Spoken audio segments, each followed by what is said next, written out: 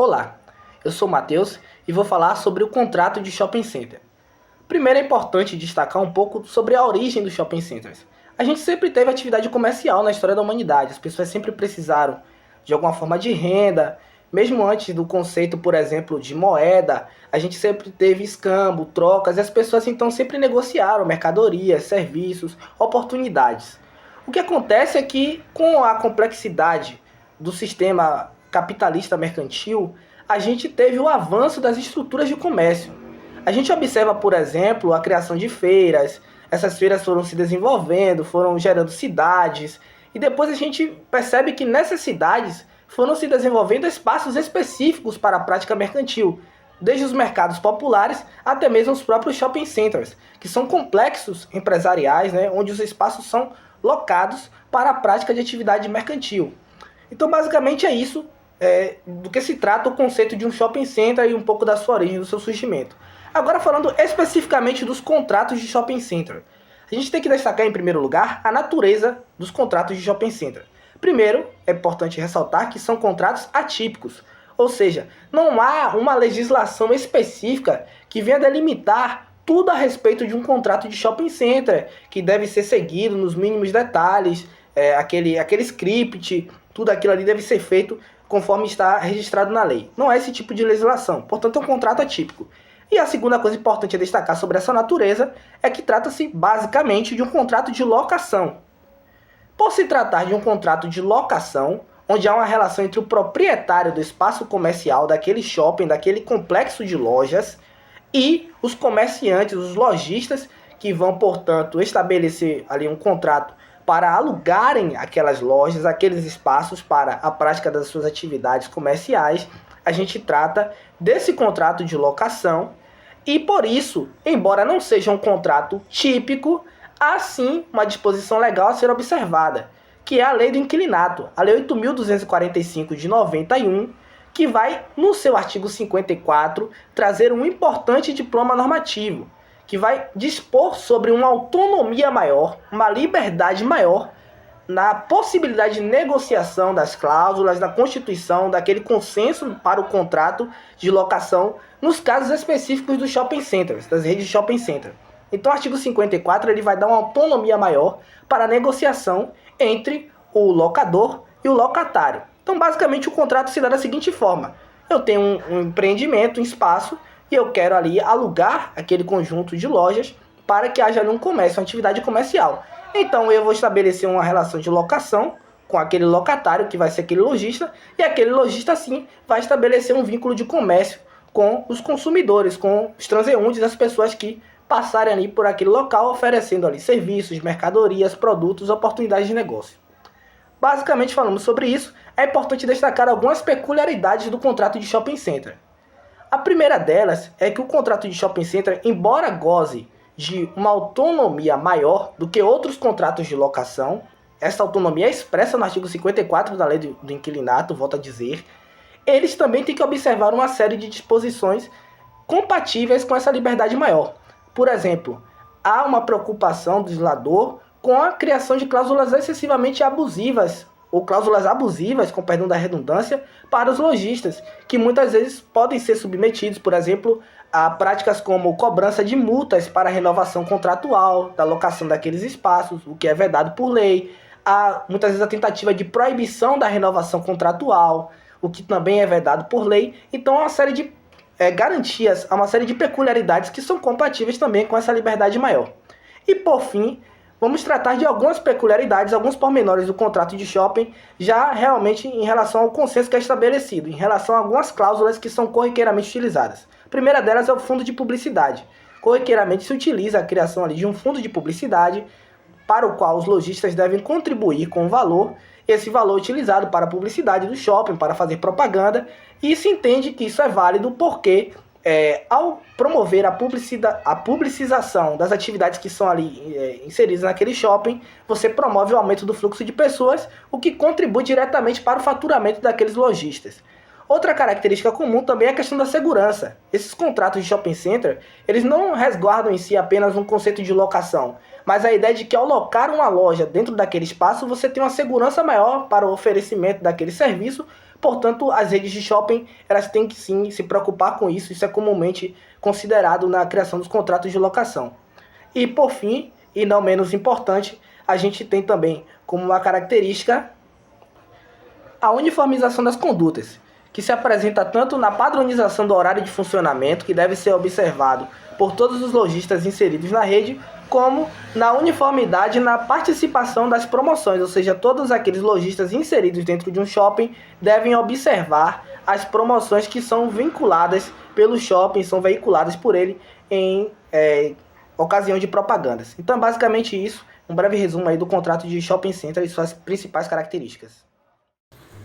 Olá, me chamo Wesley e nesse vídeo irei falar sobre os diferentes tipos de tecnologia de gravação, câmeras de segurança e seus usos.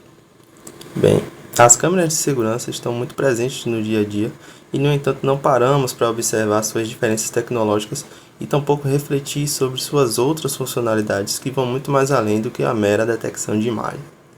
É, portanto, necessário conhecer essas diferenças tecnológicas, os modelos de segurança, suas atribuições e aplicações. Hoje irei me limitar aqui a apenas a dois modelos que são muito comuns hoje no mercado. O primeiro deles, né, é um modelo chamado câmera de segurança bullet. Esse tipo de câmera de segurança é assim chamado porque o seu formato é muito parecido com uma bala, né, de arma de fogo.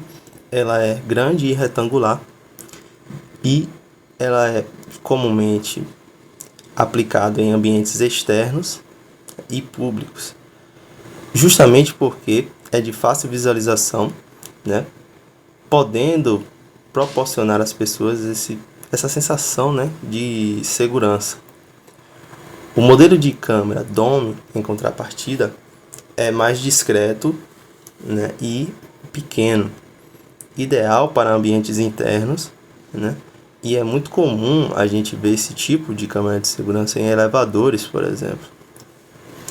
Bem, como eu havia dito, as câmeras de segurança hoje elas não se limitam apenas à detecção de imagem.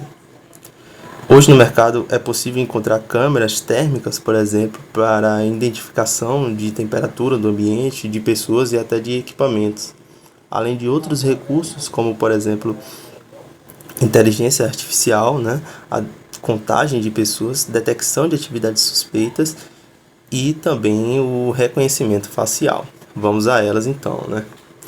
A contagem de pessoas, né, esse tipo de tecnologia, ela é usual justamente para você poder calcular quantas pessoas, né, tramitaram aquele ambiente.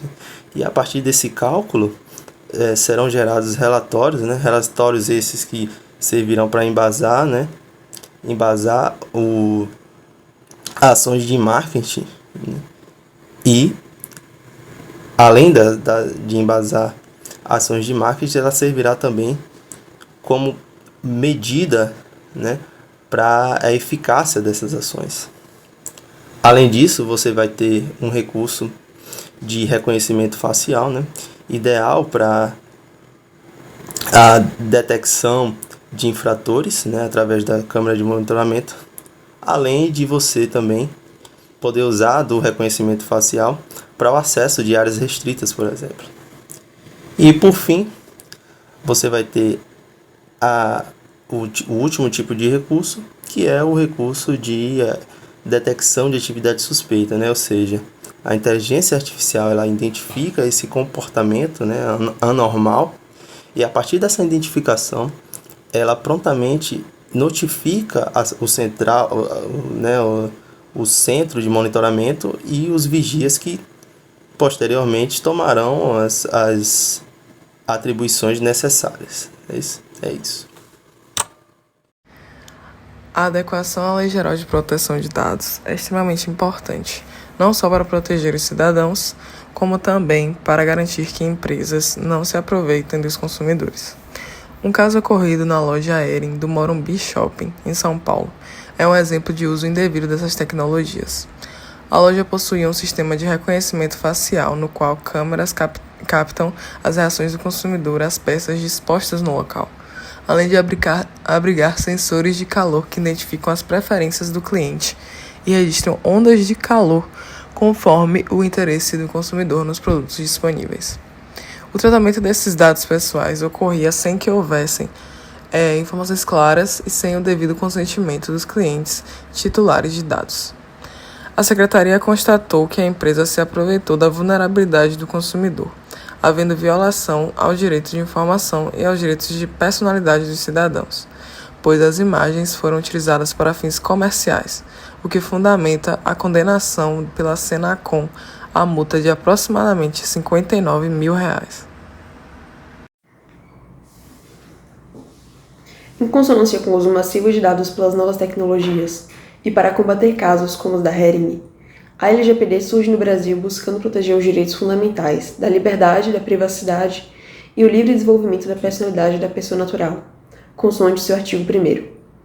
Isso significa que a LGPD se ocupa apenas de dados pessoais, ou seja, toda informação relacionada a uma pessoa identificada ou identificável. Dentre os conceitos de dados pessoais, são destacados os dados pessoais sensíveis, como dado pessoal sobre a origem racial ou étnica, convicção religiosa, opinião política, filiação a sindicato ou a organização de caráter religioso, filosófico ou político, dado referente à saúde ou à vida sexual, dado genético ou biométrico, quando vinculado a uma pessoa natural.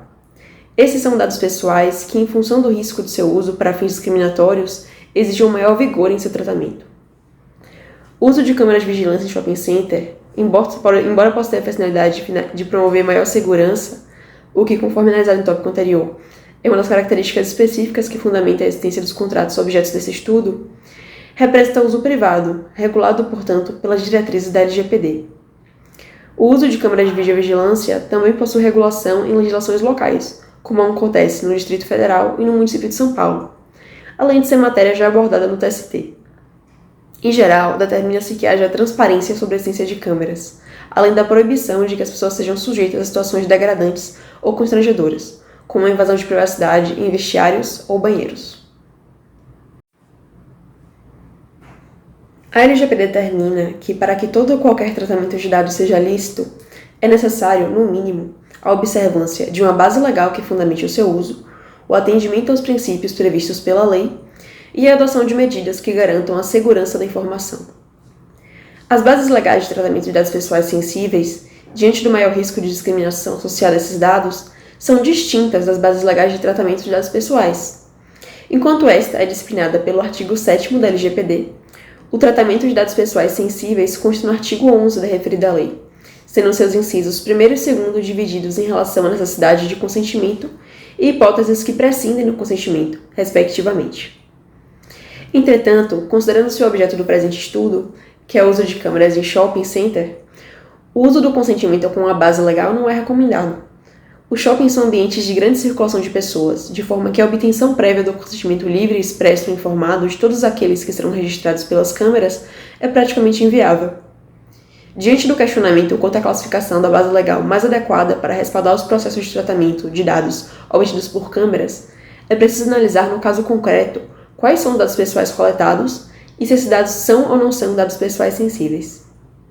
De uma forma geral, consideramos pertinentes as bases legais do legítimo interesse do controlador, prevista no inciso 9º do artigo 7º da LGPD, para tratamento de dados pessoais, e o exercício regular de direitos, previsto no artigo 11, no seu inciso 2º, a linha D da LGPD, em relação ao tratamento de dados pessoais sensíveis.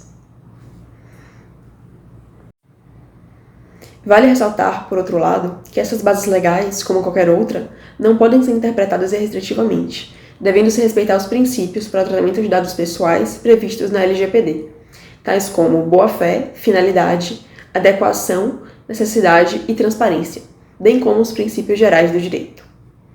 Assim, ao atribuir uma base legal, o controlador de dados deve considerar os critérios de finalidade e da necessidade, ou minimização, ou seja, considerar se a atividade de tratamento é restrita à finalidade informada ao titular de dados e se o seu uso é necessário para o atingimento dessa finalidade.